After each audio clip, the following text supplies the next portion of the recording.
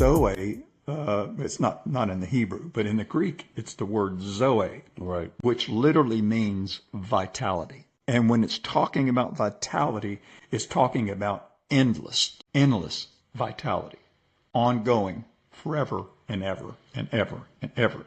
It's one of the reasons why Jesus said, I came to give you life and to give it to you more abundantly, which means ongoing, never stopping, just like when he brought up the woman at the well.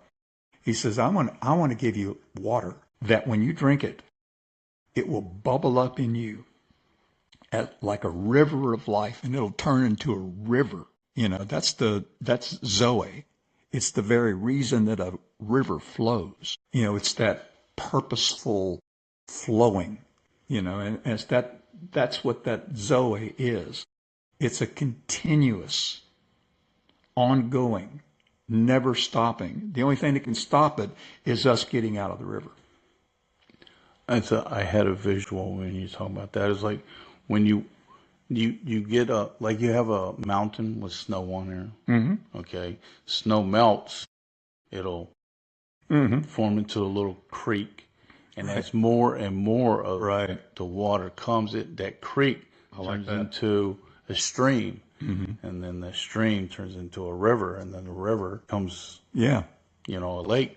Yeah. It becomes an ocean. Mm-hmm.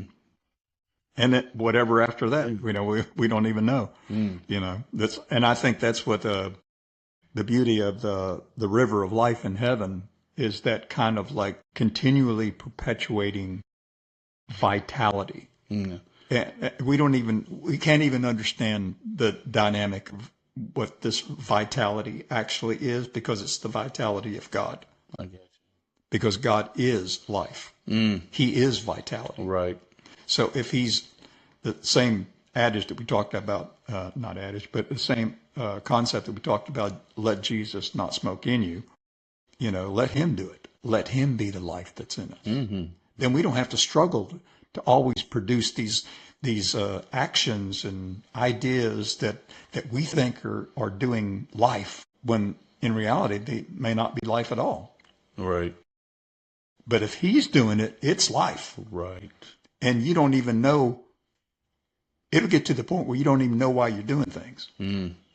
Because that life is so ingrained in you. And that's by our choice. Right.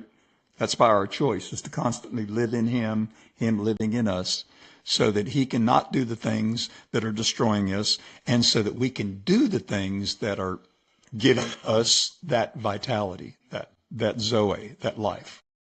That's the whole kingdom of God right there, is to live in his life. And it's like we're always kind of denying sin and turning away from sin, when in reality we should be denying ourselves, taking up our cross, dying, so that we can be resurrected in him.